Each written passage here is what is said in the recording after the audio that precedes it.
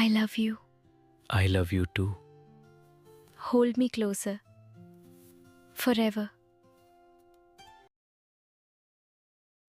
அன்பு உறவுகளுக்கு வணக்கங்க. ராஜிக்கு அவங்க அப்பா 10 லட்சத்தை பற்றி நான் தர்றேன் வாங்கிட்டு போய் கொடுங்கிறாரு. வேணான்னு சொல்கிறாங்க. அப்புறம் கதிர்கிட்ட கேளு அப்படின்னு சொல்லி அனுப்புகிறாங்களா. ராஜி வீட்டுக்கு வந்துடுறாங்க. வந்ததுக்கப்புறம் எல்லா வேலையெல்லாம் முடிச்சுட்டு ஒரு மாதிரியாகவே ராஜி இருக்காங்க. கதிர் பார்க்குறாரு. ஏன் ஒரு மாதிரியாகவே இருக்க? என்ன ராஜி என்னாச்சு? ஒன்றும் இல்லை, இன்னைக்கு அப்பா வீட்டுக்கு போயிருந்தேன். சரி, அப்போ அதுக்கு ஏன் மூஞ்சி தூக்கிட்டு இருக்க? இல்லை அப்படிலாம் இல்லை அப்படின்னு சொல்லிட்டு மெல்ல மெல்ல ஆரம்பிக்கிறாங்க. சொல்லு ராஜி என்ன? இங்கே பாரு, இப்போ நான் ஒன்று சொல்லுவேன். இப்போ நான் சொல்றது வந்து என்னோட முடிவு இல்லை, எனக்கு சம்மதம் இல்லை. வீட்டில் அங்கே சொன்னதை உன்கிட்ட சொல்கிறேன். அதை கேட்டுட்டு என்ன நீ கோச்சிக்கப்படாது சரியா அப்படின்னு சொல்லிட்டு தான் ராஜி பேச்சை எடுக்கிறாங்க. சரி சொல்லு என்ன விஷயம்? இல்லை அப்படின்ட்டு அந்த 10 லட்சம் விஷயத்த சொல்ல சுர்ருன்னு கோவம் வருது. பட்டுன்னு எந்திரிக்கிறாரு. இங்கே பாரு, ஏய் ஏய் என்ன எந்திரிக்கிற? நான் தான் சொன்னேன்ல கதிரு, நில்லு அப்படின்னு கையை பிடிச்சி இழுக்கிறாங்க. உன்கிட்ட சொன்னேன்ல ராஜி. என்ன நீ நினைச்சிட்டு இருக்க? ஏற்கனவே சொல்லியிருக்கேன், உங்க அப்பா பணம் தாரேன்னு சொன்னாரு, நான் வேணான்னு சொல்லிட்டேன்னு. அப்புறம் மறுபடியும் நீ கேட்டுட்டு நான் கதிர்கிட்ட கேட்குறேன்ட்டு வந்திருக்க அப்படின்னு கத்துறாங்க. ஐயோ கதிரு, அவங்க கிட்ட நான் சொல்லி சமாளிக்க முடியல, நான் சொல்லிட்டு வந்தேன் அப்படிங்கிறாங்க. இப்போ நீ போய் என்ன சொல்லுவ? கதிர் வேணான்ட்டான் அப்படின்னு சொன்னா என்ன அவங்க தப்பா நினைக்கிறக்கா? நீயே சொல்லிட்டு வரக்கூடாதா அப்படின்னு சொல்ல, இங்க பாரு, என்னால ஒன்றும் பண்ண முடியல, நான் சொல்லிட்டேன் கதிர் வேணாம், வாங்க வேணான்னு சொல்லுவான் அப்படின்ட்டு. பெத்தவங்க கேக்குறாங்க, அதுக்கு நான் என்ன பண்றது கதிரு? ஓ, பெத்தவங்க கேக்குறாங்க, அப்ப உனக்கு ஆசை இருக்கு வாங்கிக்கிறதுக்கு, அதானே? என்ன கதிர் இப்படிலாம் என்ன பார்த்து பேசுற? நான் அடிச்சு பேசிட்டேன், கதிர் பார்த்துப்பான் பார்த்துப்பான்னு. அவங்க கிட்ட இல்லாத பணமா, அதனால கொடுக்க நினைக்கிறாங்க மகன் மேல பாசத்துல அப்படின்னு சொல்ல, ஓ இப்பதான் புரியுது. அவங்க கிட்ட பணமும் இருக்கு, மகன் மேல பாசமும் வச்சிருக்காங்க, பணத்தை வாங்கினா என்ன அப்படின்னு நீ நினைக்கிற அப்படித்தானே? ஐயோ நான் அப்பெல்லாம் நினைக்கல கதிர், ஏன் கதிர் இப்படி போட்டு படுத்துற அப்படின்னு சொல்லிட்டு, ச்சே போ, நான் உங்ககிட்ட நம்பி சொல்ல வந்தேன் பாரு, இது என் தப்பு தான் அப்படின்னு சொல்லிட்டு இங்கிட்டு கோச்சுக்கிறாங்க செல்லம்மா. இங்கிட்டு கதிர் இங்கிட்டு திரும்பி உட்கார, ராஜி இந்த பக்கத்து உட்கார, 2 பேரும் போ, உன் மேல கோவம், உன் மேல எனக்கு கோவம் அப்படின்னு 2 பேரும் கோச்சிட்டு இருக்காங்க. கதவை தட்டிட்டு காஃபி கொண்டுட்டு வர்றாங்க, பால் கொண்டுட்டு வர்றாங்க. நம்ம பாலை கொண்டுகிட்டு கதவை திறந்துட்டு நம்ம கோமதி அம்மா வராங்க. பார்த்தா ஒண்ணு கன்னியாகுமரிக்கு, ஒண்ணு சென்னைக்கு இருக்குது. அந்த மாதிரி திரும்பிக்கிட்டு இருக்காங்க. இருக்கிற முக பாவனையை சொல்றேங்க. ஏன்னா கட்டல் தூரம் தான். பாக்குது, என்ன ஏய் ராஜி ராஜி அப்படிங்கல, அப்படின்னு திரும்புறாங்க. என்ன இவளுக்கு என்ன வந்துச்சு அப்படின்னு கதிர் பக்கம் திரும்புறாங்க. கதிர போயிட்டு, கதிரு, டேய் கதிரு அப்படின்னு சொன்னா, அப்படின்னு அந்த பக்கம் திரும்புறாரு. என்னடி ஆச்சு உங்க 2 பேருக்கும்? என்ன ஆச்சு? ஏய் இங்கிட்டு திரும்புங்கடி திரும்புங்க அப்படின்னு சொன்னாலும் திரும்பவே இல்ல. ஏதோ நடந்துட்டு இருக்கு. ஏய் என்னடி பிரச்சனை? இங்க பாருங்க அத்த, நானே சொல்லிடுறேன். அம்மா இங்க பாருங்கம்மா, நான் சொல்றேன். இல்ல நான் தான் சொல்லுவேன். என் மேல எந்த தப்பு இல்ல, அவர் மேல தான் தப்பு. இல்லம்மா என் மேல எந்த தப்பு இல்ல, அவ மேல தான் தப்பு. ஐயோ ஐயோ ஐயோ அடிச்சுக்க வேணாம், யார் மேலயும் தப்பு இல்ல, என் மேலதான் தப்பு அப்படின்னு கோமதி சொன்ன கையோட, என்னது உங்க மேல தப்பா? இந்த இதுக்கும் உங்களுக்கும் எந்த சம்மந்தமே இல்ல அத்த அப்படின்னு ராஜி சொல்ல, கதிரும் அதேதான் சொல்றாரு. இல்லப்பா, நீங்க இந்த மாரி புகஞ்சுகிட்டு இருக்க நேரத்துல அது தெரியாம நான் பாட்டுக்கு உங்களுக்கு பால் கொண்டு வந்தேன் பாரு, அது என் தப்புன்னு சொன்னேன் அப்படின்னு சொல்ல, ஓ அத சொல்றீங்களா? அதெல்லாம் நான் சொல்லுவேன். அவர் மேல தான் தப்பு அப்படின்னு சொல்ல, அவன் மேல தான் தப்பு. சரி, யார் மேல தப்புங்கிறத நான் சொல்றேன். கரெக்ட்டா சொல்லு அப்படின்னு கேட்கல. இங்க பாருங்க அத்த, கேட்டதுக்கப்புறம் புள்ள தான் பெருசு. அந்த பக்கம்னு கச்சி தாவுனீங்க, பிச்சு புடுவேன் பிச்சு. இல்லடி, நான் ஏதோ நான் அங்கிட்டு நிப்பேன்டி. உடனே கதிர் இருந்துட்டு, அம்மா இங்க பாரு, அண்ணன் புள்ள அப்படி இப்படின்னு மருமகளுக்காக சப்போர்ட் பண்ணீங்க. அப்புறம் பார்த்துக்கங்க அவ்வளவுதான். நான் பேச மாட்டேன். டேய் டேய் டேய், நியாயத்த சொல்லுங்கடா அப்படிங்கல 2 பேரும். நான் வீட்டுக்கு போனேனா, சரி.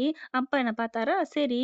இங்க வீட்ல நடந்தது எப்படித்தான் தெரியுமோ, 10 லட்சம் மாமா கேட்குறாருன்னு சொல்லி, ஏய் என்னடி அந்த 10 லட்சம் மேட்ரு இன்னும் முடியவே இல்லையா? அப்படின்னு கோமதி கேட்குறாங்க. அம்மா அதுக்கு என்னம்மா பண்ண சொல்ற? கேளும்மா அப்படிங்கிறாங்க. நான் 10 லட்சத்த தருவேன்னு சொல்லிட்டேன். அதுக்கப்புறம் அப்பா விட்டுட்டாரு. இவங்க அப்பா தரேன்னு சொன்னாரு. நான் வேணான்ட்டேன். இப்ப மறுபடியும் போய் கேட்டுட்டு வரேன்னு வந்திருக்காம்மா. எப்படிம்மா அவ சொல்ல போச்சு? அவர் தரேன்னு சொன்னா இவர் வாங்கிட்டு வரேன்னு சொல்லலாமா? கேட்டுட்டு வரேன்னு சொல்லலாமா? அப்படிங்கல. என்னடி ராஜி, அத்தை நீங்க என்ன அத்தை புரியாம பேசுறீங்க? லூசா நீங்க? என்னடி உங்க பிரச்சனையில என்னைய லூஸ் ஆக்கிட்ட அப்படின்னு கோமதி சொல்ல, ஆமா இன்னும் என்ன வேணாலும் சொல்லுவேன். சொல்றத பொறுமையா கேட்காம, அப்பா சொல்றாரு, "நான் மீற முடியுமா என்ன? நீங்களே உங்க அண்ணன் பேச்ச மீறுவீங்களா?"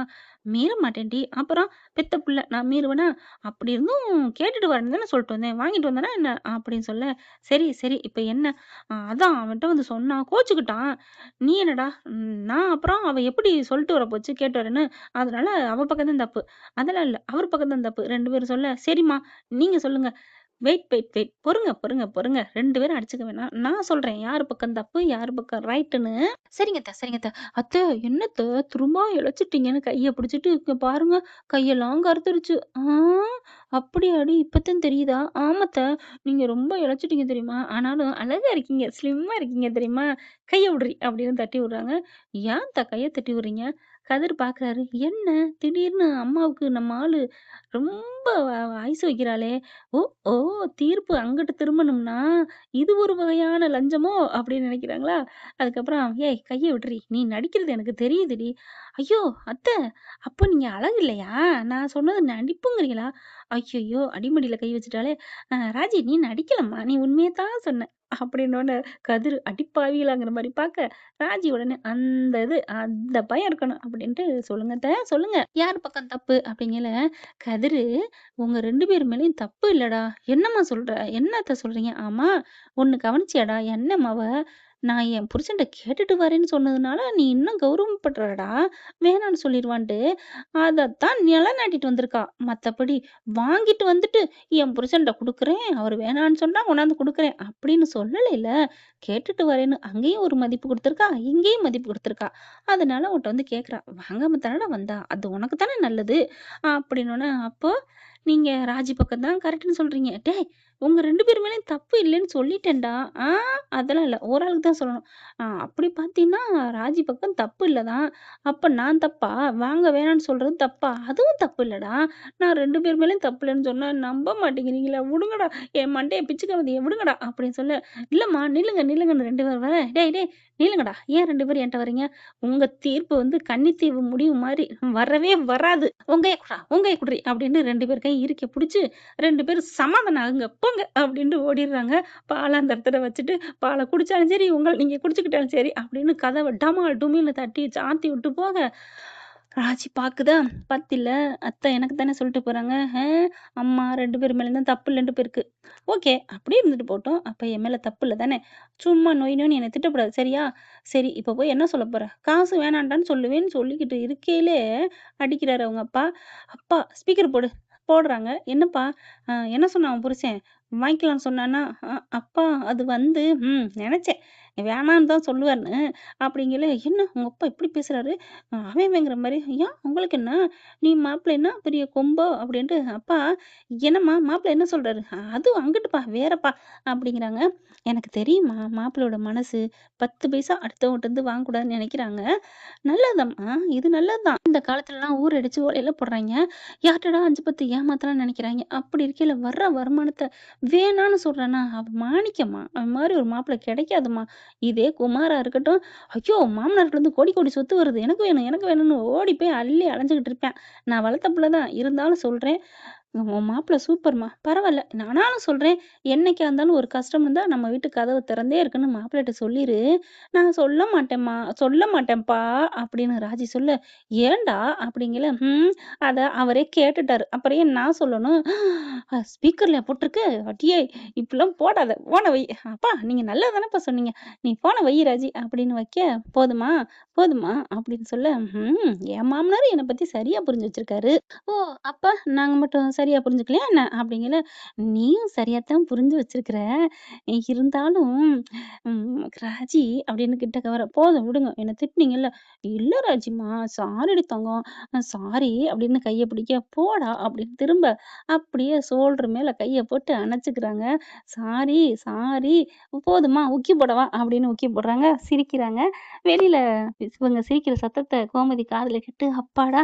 2 பேரும் ஒண்ணு சேர்ந்துட்டாங்க. இப்பதான் நிம்மதி அப்படிங்கிறாங்க. இருந்தாலும் இந்த வீட்ல நடக்கிற ஒவ்வொரு விஷயங்களும் சுவாரஸ்யங்கள் நெறைய இருக்கு. தங்கமயிலுக்கு டைவர்ஸ் கேஸ் வருது. அரசிக்கு மாப்பிள பார்க்க போறாங்க. பொண்ணு வீடு பார்க்க வரப்போறாங்க. அங்க குமாரு கொதிச்சு பொங்கி எழுகப் போறாரு. பார்க்கலாம் ஃப்ரெண்ட். இப்படிலாம் போனா நல்லா தான் இருக்கும். இந்த பதிவு உங்களுக்கு பிடிச்சிருந்துச்சுன்னா, உங்க பொண்ணான கையால ஒரு லைக் போட்டு சப்ஸ்கிரைப்